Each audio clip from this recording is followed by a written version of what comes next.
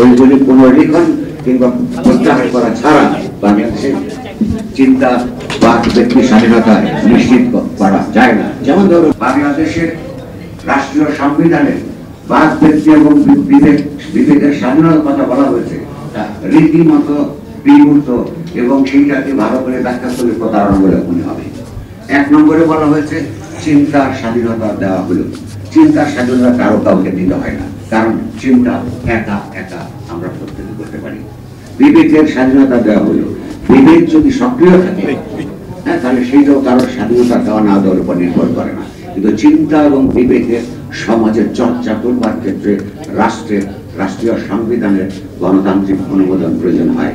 সেই অনুমোদন দেওয়ার ক্ষেত্রে শর্ত যেগুলো দেওয়া আছে, সেই শর্তগুলো আমরা মনে করি যারা এখন সংবিধান প্রক্রিয়া সংশোধন প্রক্রিয়া নিয়ে বা কাজ করছেন, তাদের মনে রাখা দরকার ওইগুলি পুনর্লিখন কিংবা প্রত্যাহার করা ছাড়া বাংলাদেশের চিন্তা বা ব্যক্তি স্বাধীনতা নিশ্চিত করা যায় না।